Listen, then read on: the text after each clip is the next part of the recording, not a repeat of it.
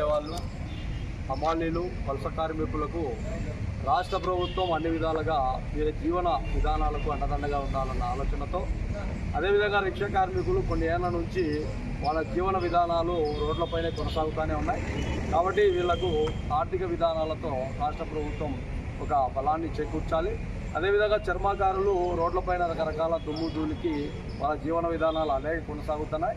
Lit cap ద్వారా వాళ్లకు ఎక్కడైతే ప్రభుత్వ స్థలాలు ఉన్నాయో వాటిపైన ఒక నివేదిక ఏర్పాటు చేసి వాళ్ళకు రూములు కట్టేయడమా, లేదంటే గిన రేకుల షెడ్లు ఏర్పేయడమా, లేదంటే గిన 6కు 7 అడుగుల విధానాలతో ఇనప బంకులు ఏర్పాటు చేయడం అన్నది ఒక కాన్సెప్ట్గా మహాజన రాష్ట్ర సమితి డిమాండ్ చేస్తున్నాం.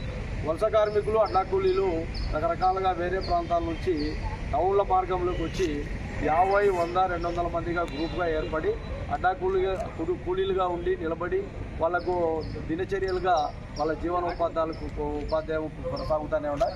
కాబట్టి వారికి కూడా రాష్ట్ర ప్రభుత్వం కనీస విధి విధానాలతో భాగంగా వాళ్లకు అన్ని విధాలుగా తోడ్పాటుగా అండదండగా ఉండే విధంగా ఆర్థిక సహాయ సహకారం అందించే విధంగా రాష్ట్ర ప్రభుత్వం ఉండాలని ఆర్డీఓ గారికి ఈరోజు ఒక మనవితో రేపు జనవరి 5వ తారీఖున కలెక్టర్ గారి ఆధ్వర్యంలో నాయకత్వంలో ఆయనకు ఒక విధి విధానాలతో మా మహాజన రాష్ట్ర సమితి వీరికందరికీ కూడా సహాయ సహకారాలు అందించే విధంగా రాష్ట్ర ప్రభుత్వం చొరవ తీసుకునే విధంగా కలెక్టర్ గారికి కూడా ఒక వినతి పత్రం ఏర్పాటు చేయాలని కూడా తెలియజేస్తాను.